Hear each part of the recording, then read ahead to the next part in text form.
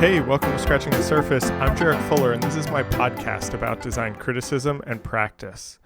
On this week's episode, I am joined by Nate Pyper. Nate refers to himself as an alphabet artist who works across publishing, performance, and video. He maintains an ongoing research practice on queer punk zines of the late 80s and early 90s.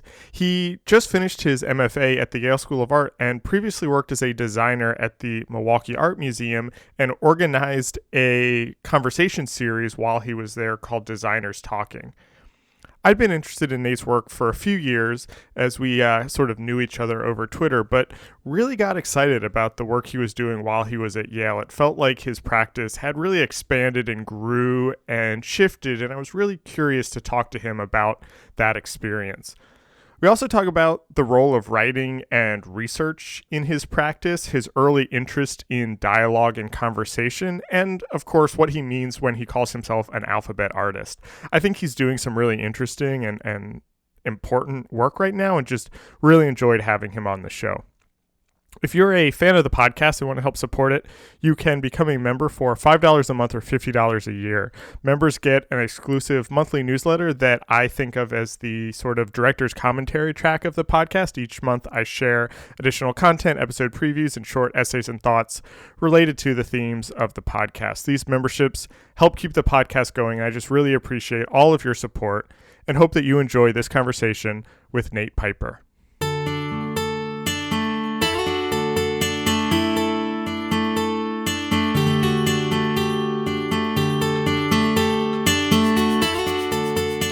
Website and in bios about you describe yourself as an alphabet artist. Mm-hmm.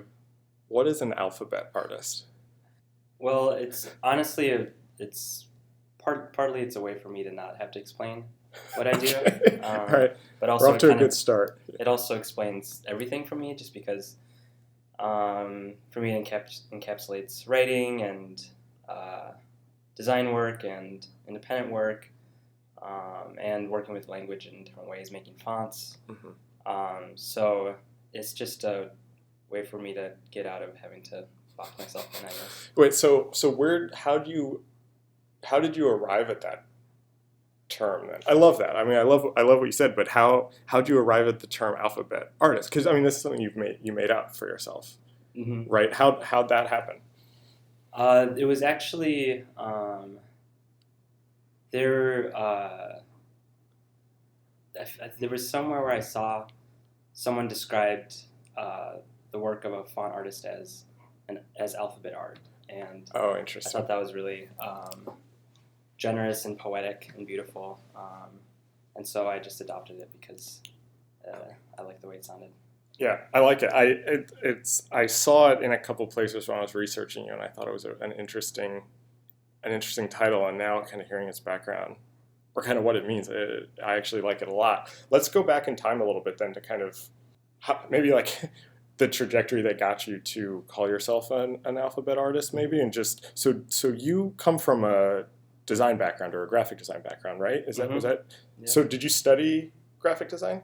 Yeah, I studied graphic design at the Milwaukee Institute of Art and Design in Milwaukee, Wisconsin. And then practiced as a graphic designer for 4 years after that. And so you worked at the Milwaukee Art Institute? Or is that the Milwaukee Art Museum? Art Museum. And was that those whole 4 years were you there? Yes. And so what kind of work were you doing there? I worked at the Whitney for a short period of time, so I have some experience of in-house museum work, but what was your experience like there? So we had a small team of 3 designers, and we did everything from object labels to exhibition campaigns to wall texts and membership events and things for the store. Basically, any sort of design needs that the museum had. Did you? Doing that kind of work, like wall texts and kind of branding stuff, did that fulfill the kind of creative interest that you had that got you into graphic design originally, or was that kind of stretching the creative muscles that you were, kind of thinking about and interested in? Uh, yes and no, both. Yeah. I mean, in some ways it was fulfilling just because um, I was able to put my skills to use, and in other ways I felt like it wasn't the work I wanted to be making, and so by the end of the day, when I wanted to work on my own projects, I was pretty drained because I sold my labor to someone else. I don't know. Yeah, I don't know why I kind of asked that question in such a leading way. I should have just phrased it how I'm going to say it now. But I first discovered you, or I first heard about you through a series that you did called Designers Talking. And I was working as an in-house graphic designer in San Francisco when I saw that, and I felt like we were similar just based on the work that you did, and then the fact that you were doing this other thing where I also, studied graphic design, had this interest in graphic design, and then was working as a graphic designer, and it felt like kind of like decorating. It was kind of like I was just like moving things around until it looked good, and it wasn't where my actual interest was. And I was interested in discourse and conversation and criticism. And I felt like you were that way too, based on, living in different parts of the country, what I could see. And so the question, I guess, was, I'm curious kind of how similar we actually were before we decided to go to grad school. Yeah. I mean, it's hard to say. It's like looking back now, I wasn't like, if I look at me like 4 years ago, I wasn't like fulfilled necessarily, but I think in the day-to-day I was finding ways to enjoy myself. I had some really great close coworkers for a while that made the tough times bearable. Right. But I think ultimately I just had a lot of questions that weren't being answered, and I wanted to find answers to them outside of that. And so I have two questions, and one of them is was projects like the Designers Talking series, was that a way to kind of see if you could attempt to answer those questions, or to get some of those things that you weren't kind of getting in the work? So that's one question. And then I guess the bigger question is for listeners who don't know what that is, can you just kind of describe what that series was, and kind of what your role, how you kind of started that, and where that came from? Mm-hmm. So Designers Talking was a dialogue series that I hosted for 2 years in Milwaukee, Wisconsin. And I basically invited designers from around the country to come to Milwaukee for a weekend. And on a Friday, we had a day-long residency, and the designers would produce work for like 8 hours, and sometimes just anything. And sometimes they came with plans. Other times, we would the morning we would wake up, we'd kind of just roll with it. I think one of my favorite ones is when Hassan Rahim was in town, and we didn't have any plans, and the morning of we wake up and he says, okay, I think I want to go to the library. So we went to the library, and we found a bunch of books, just like cruised around and found books, and he took photos, and he said, I think I'm going to make a really long poster out of this. And so I said, oh, sure. So we go to the print shop. He said, no, I want to go to a gravestone engraver first.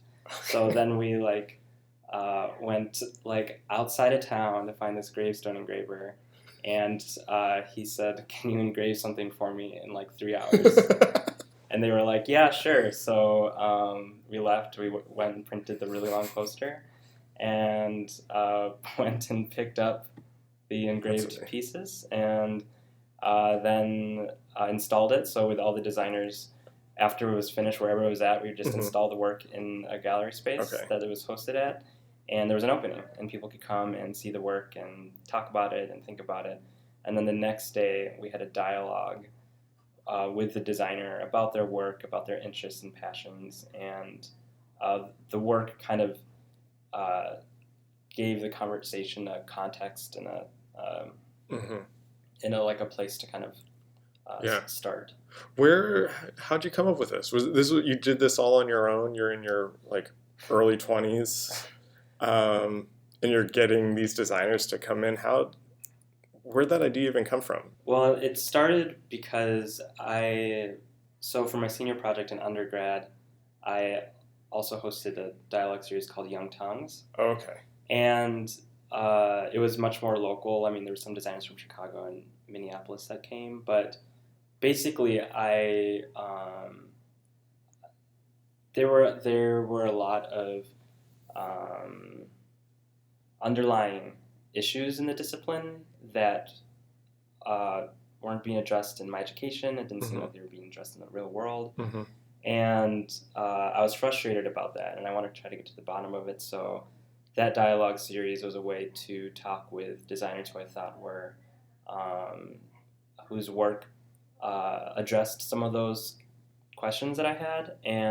But one thing that while like this series was like a good way to get started, one thing that wasn't as successful was that because we were just talking about these subjects, it got hypothetical really fast and just like totally. It became pretty like unproductive and like just this head in the clouds conversation about like design and ethics and these things, and it wasn't getting anywhere. It was just kind of self-serving, it felt like. So interesting. Yeah. Inviting designers to produce new work allowed the conversation to be contextualized. Were you, as a student, and you kind of have these questions and you felt like there were things that weren't being addressed and that you were kind of trying to think about or get more people to talk about, what were you the only one? Like, were your kind of classmates thinking about this also? Was there kind of dialogue happening, or kind of what was that environment like that, even kind of allowed you, and I don't mean allowed as in like said you could do this, but provided a platform that, you could kind of structure these conversations. You know what I mean? Was this, I guess what I'm asking is like, what was the kind of discussion like in the environment before these organized dialogues started? I think it was actually like being with fellow students that prompted a lot of these questions, because I think, there were a lot of us asking questions. Yeah. And the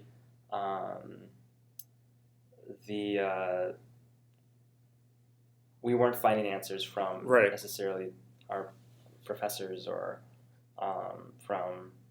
I mean, I'm not trying to like shit on my. Right. No. I know exactly what you mean. Yeah, I had like I really enjoyed my time there, but there was just a lot of like questions that we had, and we would have, I think like any school, you just have like late nights at the studio, and you're up late, and so I think that was probably where some of that came from. Yeah, no, I mean, I know exactly what you mean. I feel like there were a group of us in school and undergrad who were kind of like asking these questions also, and I just don't think we were organized enough to think we should ask these questions at a bigger scale or try to like do something about it. It was just complaining, and so I'm kind of curious. Like that's kind of what I was getting at, is like kind of, that you realize you could kind of turn these questions into a project. Yeah. You know what I mean? Yeah. It doesn't even have to. You don't have to just talk about it from the school perspective, but even when it was designers talking, was basically it was. I mean, at the time, I considered it my practice. I mean, it's interesting to hear you kind of say that was your practice, because this is something that I've been kind of thinking about a lot, about what constitutes my practice, and I realized that one of the threads throughout kind of everything that I did and am still doing is conversation and dialogue, and the kind of exchange of ideas, instead of just, either me just kind of writing something, kind of putting it out there, or making something or something, but the conversation itself is the practice or is a big part of the practice. Mm-hmm. And it sounds like it was the same for you. Yeah, there was. I mean, I really enjoyed having conversations with people, and that was like that was how like I was able to like construct a position was through you know talking with other people and yeah. So you're doing this, you're working at the museum, and you decide that you want to go to grad school. What was that decision, or what did you want from grad school? Yeah, I mean, it was a little bit of like of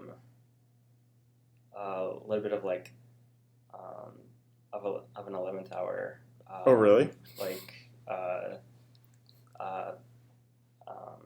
crisis of just kind of like I was I was in a job that I was at that time was staying at largely because of like a really great and supportive boss who had my back, and my boss was moving on really suddenly to another job, and all of a sudden I felt really like claustrophobic and a little stuck, and I was also extremely drained of like trying to have a day job and do my own work on the side, and I think my like in general my self-esteem was just like really low.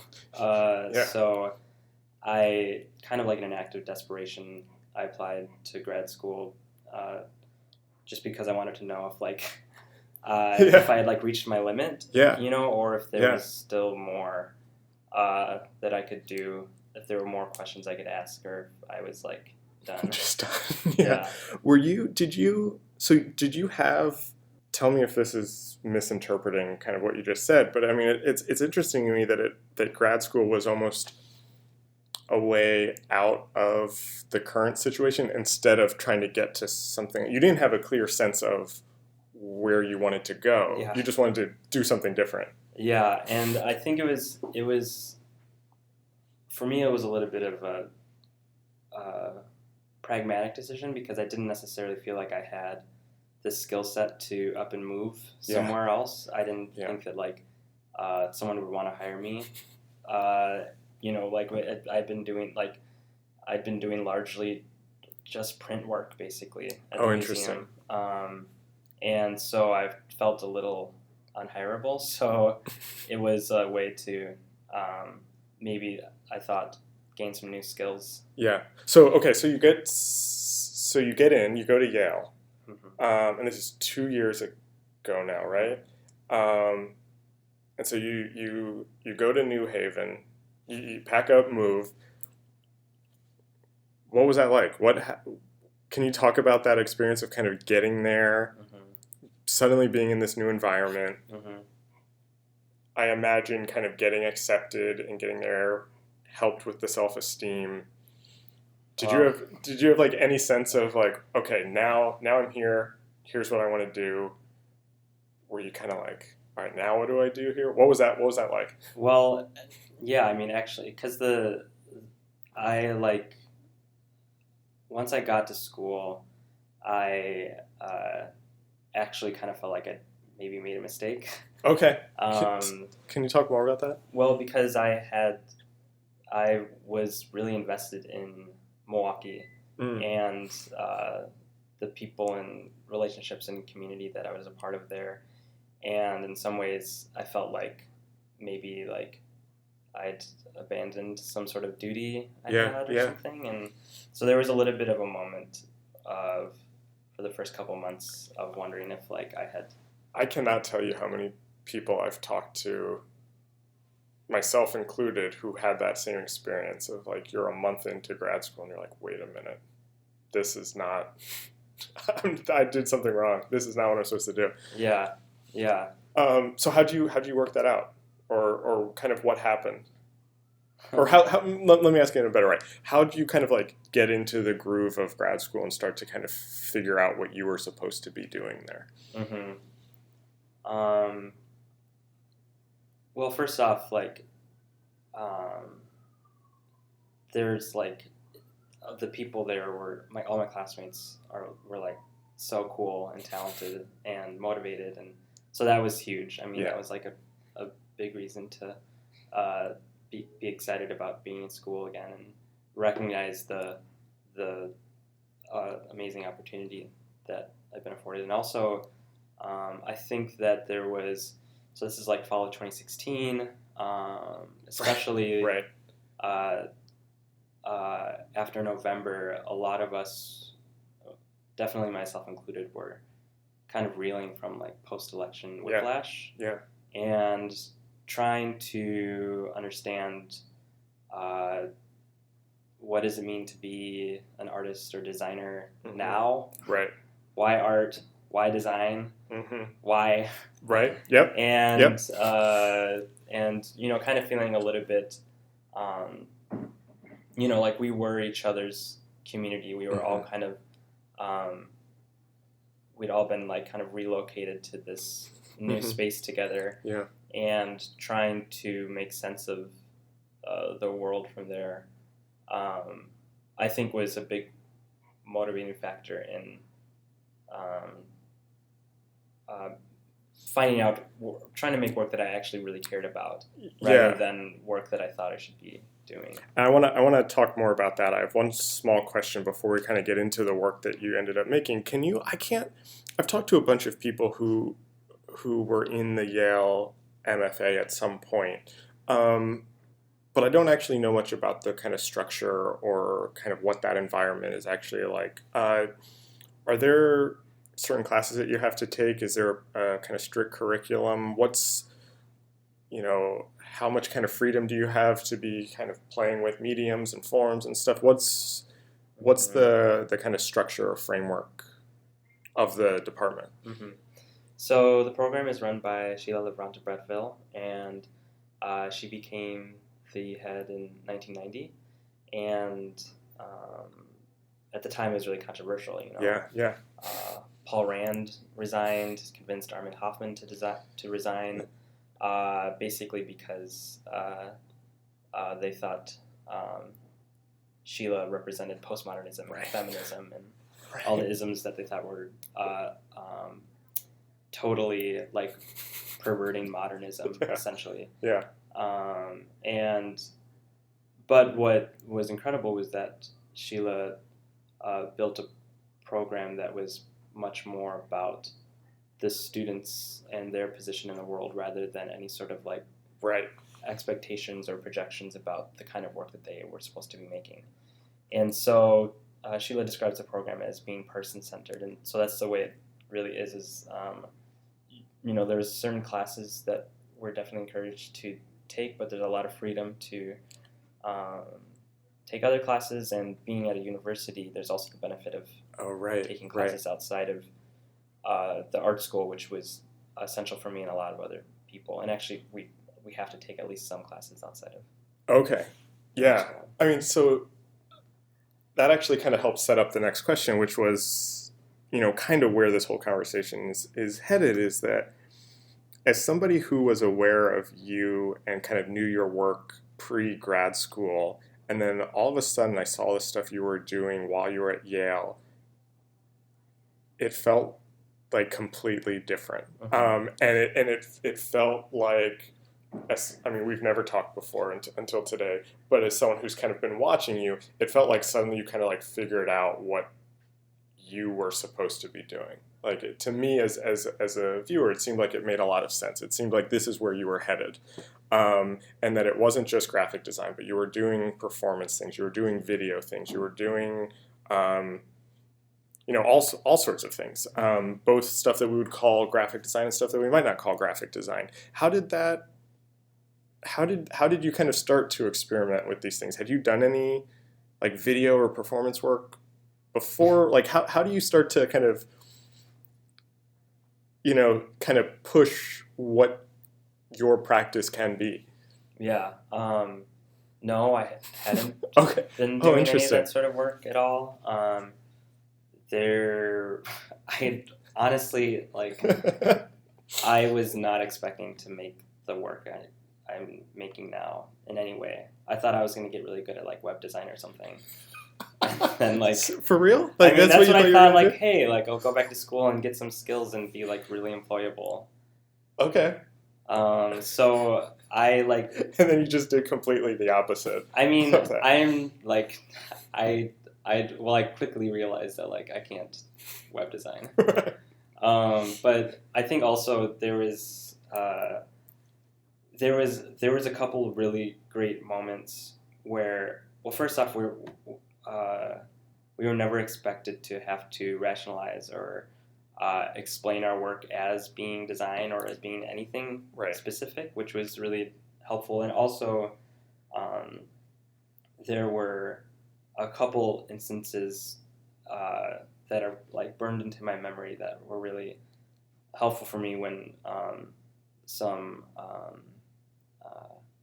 advisors and professors kind of like shook me by the shoulders and said like, stop making it about design. Like, it doesn't have to be about design. Oh, right. It doesn't have to, there's no client here. There's no reason for you to have to set up this sort of relationship ahead of you and then create work for that scenario. So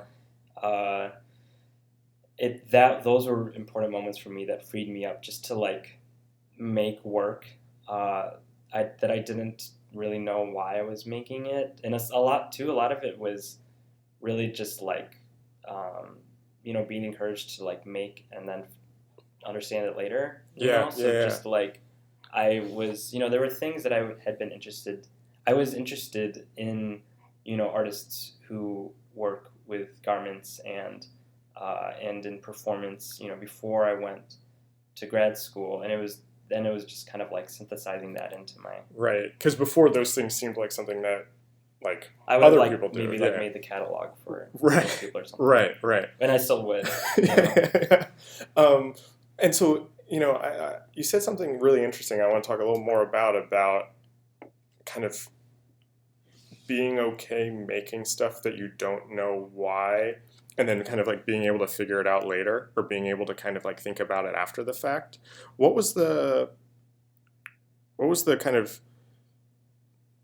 this question sounds overly formal, and I don't mean it this way, but like, what was the critique format like, or how were you kind of able to talk about these things you're making with other people to kind of figure out what they mean, or to kind of dig deeper on them or push them further, or that sort of thing? What were those kinds of discussions like? There was just a lot of like honesty and frankness, I think, that helped me.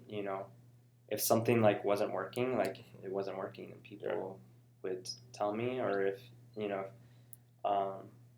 if people also, a lot of professors had like a lot of great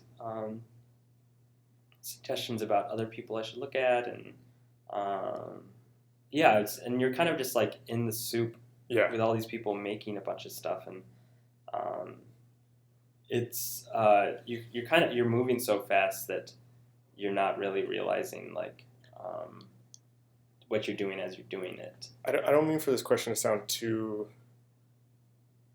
like spiritual, but when you kind of had that realization that like you don't have to just make the catalog for a performance, you can actually do the performance, or you can make the video, or you can make the clothing. Did it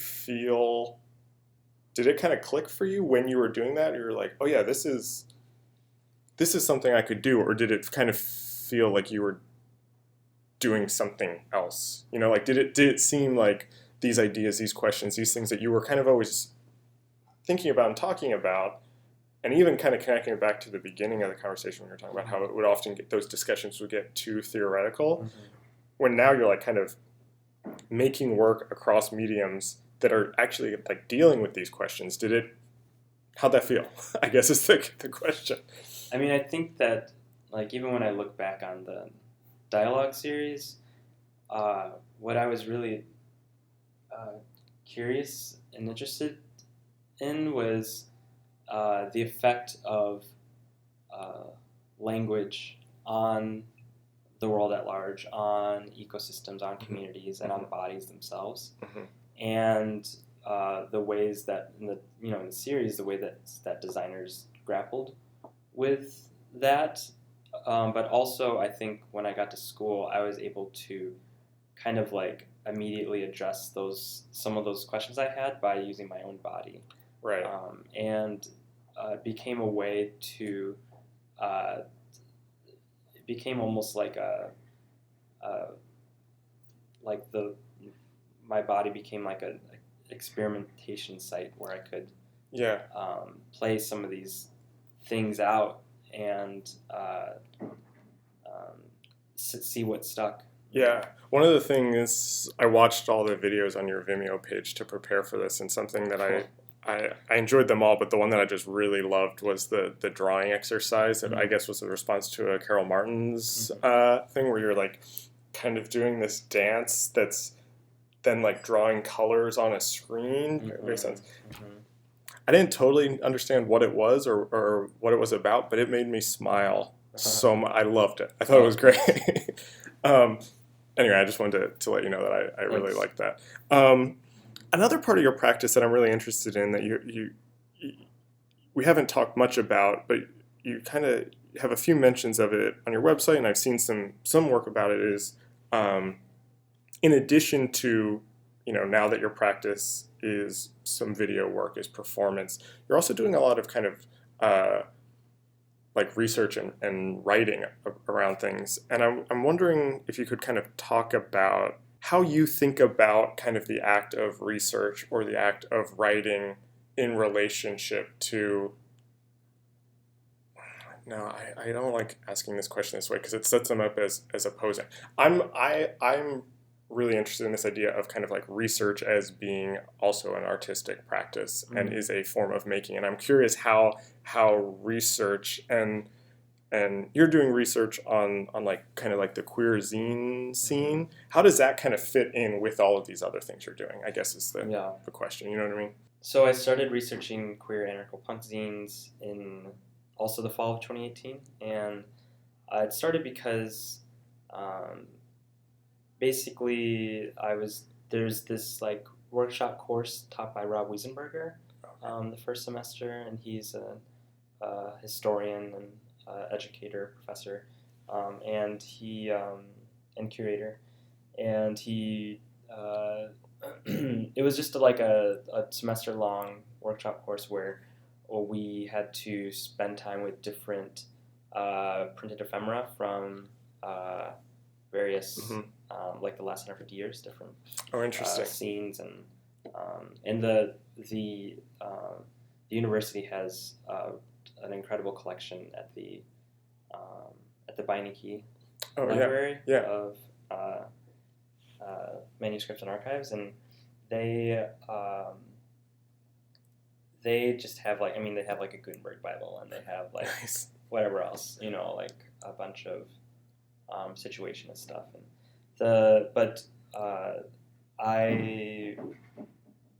I think like I was also at this time really because of the political climate, like I, along with a lot of other people, were pretty dissatisfied with the terms that are kind of set up for civic engagement in our country, and this lack of any sort of actual direct control over the conditions that determine our lives. Yeah. And I was really hungry for examples of radical, countercultural, historical examples of people who've long been struggling with these questions and producing printed material and getting on the streets to do something about it. Right. So I started looking at gay and lesbian leftist publications from the 60s and 70s, and and then started specifically looking at zines from the late 80s and early 90s. And it was basically kind of this, curiosity that snowballed into an obsession. So I, found one zine. I think the zine was Out-Punk, which is like an important zine from San Francisco by Matt Wobensmith, and I think it started in the late 80s or like 90, 91.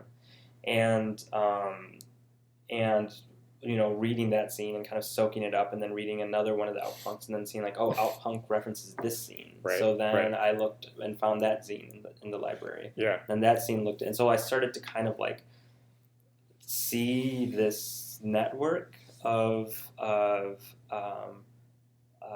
like-minded Right.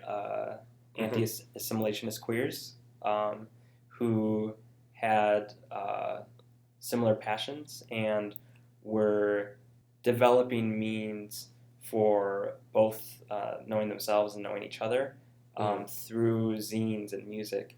And I was just really inspired by that and the way that they and also this is like right at the beginning of the internet, or like easy, desktop publishing, those kinds of things. So those also fed into the ways that people started to come together. And so what's this research look like for you now that it is this obsession? It seems like it's an ongoing kind of project. Do you want to do something kind of? Are you kind of doing something with this kind of collection that you're building up? Is this kind of feeding into other work you're doing? How does this all now kind of like fit together? So for a long time, this research was kind of just like sitting in the background, and I was like, going to the library once a week to look at another zine. And I, for the most part, it was very much a part of my work, but mostly just like ideologically informing my decisions and my interests. Not so much actually like reflecting any sort of the actual material that I was dealing with. And so slowly in the past, like several months, I've been integrating the research more directly into the work that I'm making. And I'm also working right now on a small book with Ventriloquist Press. Oh, nice. In Oslo.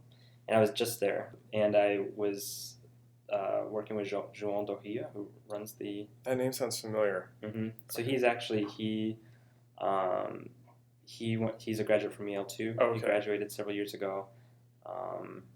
But I'm working with him to produce some sort of book that's still kind of in progress, but I'm kind of thinking about it as a script for an oral history or an oral account. Oh, nice. That's awesome. Congratulations. Thanks. It leads into my next question. I hope this isn't too much of a jump, but I'm kind of curious now because you finished school 6 months ago. What's next? What's your practice look like now? How did that experience? I mean, how do you kind of continue the work that you were doing there in that community? How do you do that now? What's next for you? I don't know. I'm like literally just taking it day by day at this point. And I'm just trying to find ways to continue making the work I want to make. And one thing that's awesome about grad school is that it provides you with the resources and the time to produce work. And then you graduate and all those things are gone. And so what's kind of nice is that that's allowed like some of the scale of my work to drop way down, which is nice, like to like be working on fonts or writing more, which has been great too. I don't know what's next right now. I'm just.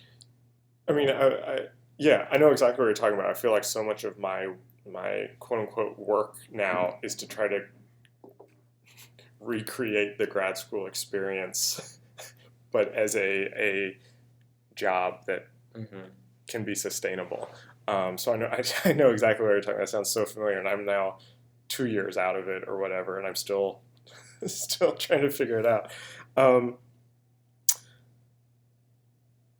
You mentioned earlier that you thought maybe you'd go to grad school and you'd learn web design and it would make you more employable. And I feel like I talk to so many people, again, I'm including myself, who go to grad school and somehow they come out of it like less employable. Oh, I'm in the definitely tradition, like a worse graphic designer than I was when I started. Yeah, I think I am too. Yeah. And I know a lot of people who are that way also. How do you feel about graphic design? Like, is that even... It seems like it would be hard for you to kind of go back to that kind of environment now.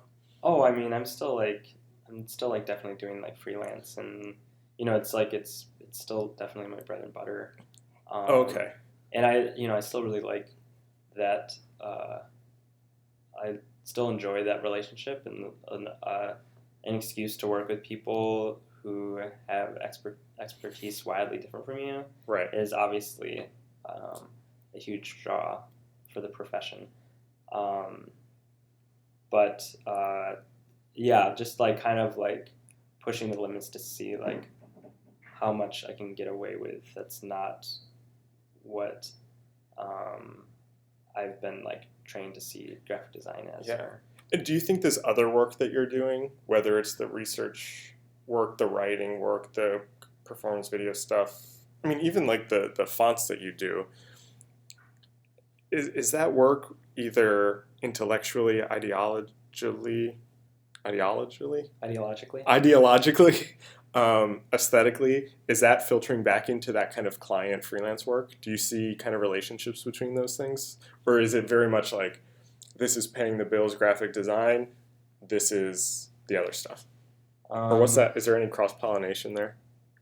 Yeah, well, hopefully no clients are listening to this. Right. No, just kidding. I mean, it's. I think I've become better at understanding the ways that I can transmute specific skills into like billable hours, essentially. Interesting. And save other things. In some ways, I feel like one thing that grad school really afforded me was a different level of like self-value or self-worth. Yeah. And I kind of got to the point where I realized I didn't want to give any of my best ideas to an employer anymore. You know, like it's. Yeah. I mean, it's ultimately for me. Like I know for a lot of people, that's or they find their fulfillment in being able to. Yeah. And I think that's I sometimes I wish that I could just. Oh yeah, I mean I am 100% agree with you, but I am also jealous of the people that can give their best ideas to an employer. Yeah. No, I know what you mean. I think it's something that everyone has to figure out for themselves and to just determine like the set up the conditions that you want to, or manipulate the conditions that maybe you don't have direct say over, but to determine how you want to be in the world and how you want to interact with other people. And I think for me, I've just realized that I'm personally way more fulfilled when I can pour all my, and a lot of the stuff, like a lot of the ideas that I end up like most of the stuff that I made during grad school like is invisible. No one will see it. Yeah. And I think that's like ideally that's the way that it goes, is that, and it's the same with like with client work too. I mean, so much of the work that we do, we don't show anyone. Like there's like, obviously like but also I think that it's healthy to be just consistently producing a lot of work in a way that allows the best work to rise to the surface instead of having to always just do your best work. I think that is actually a great way to think about that. That's really smart. What are the subjects or topics that you're thinking about now, or that you're kind of spending time working on and thinking about? So specifically with like the queer anarcho-punk zine history, I have a lot of questions about what queer lineage looks like. I wonder what it means to not have access to conventional heteronormative patriarchal modes of passing down of inheritance. That's interesting.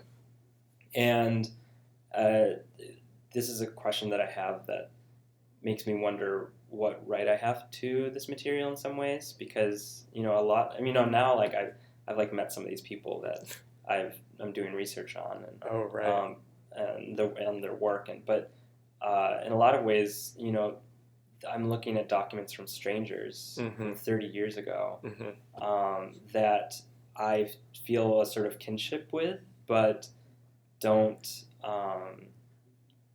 have any direct line or access to. Right. So I'm curious about the ways that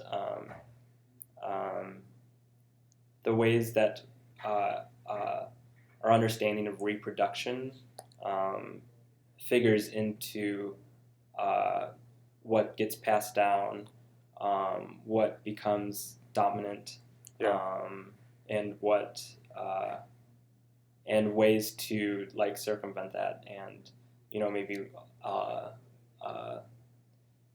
So those are just some questions I think about that I'm trying to work through right now about like what it means to live with this stuff now.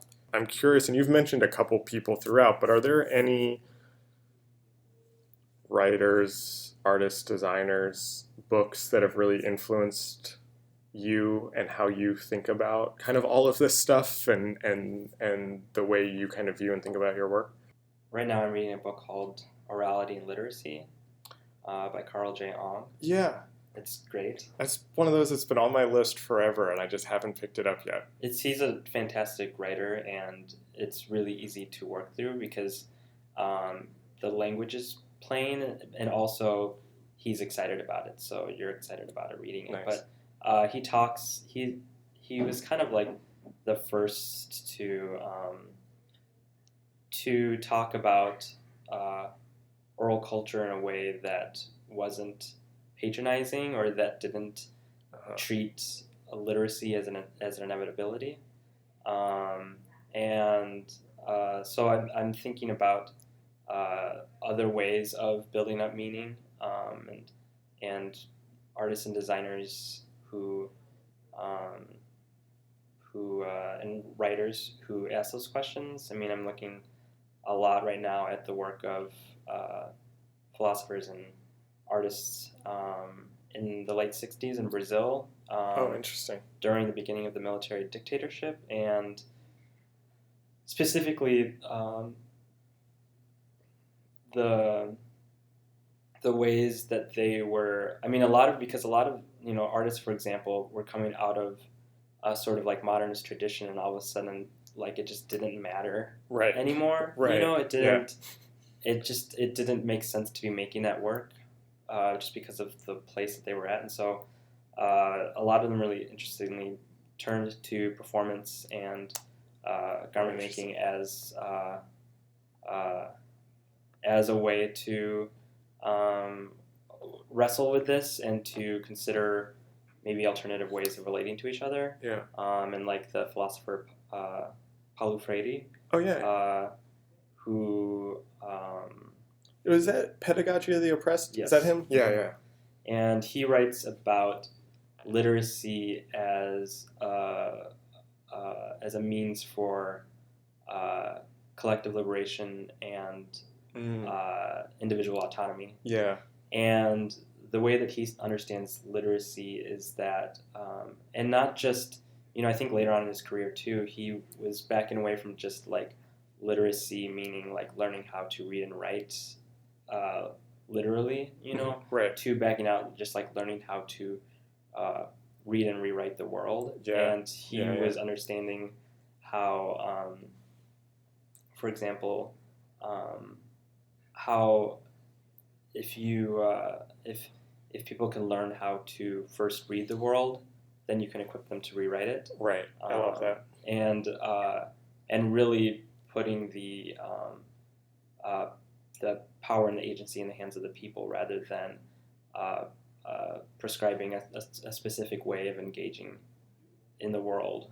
I love that. I feel like that actually really kind of sums up a lot of kind of how I at least see your work, and I think how you even talk about your work in this conversation, and in a strange way it kind of brings us all the way back to alphabet artists. So it's a nice way to wrap this up. Thanks so much for being on the podcast. Yeah, thanks for having me.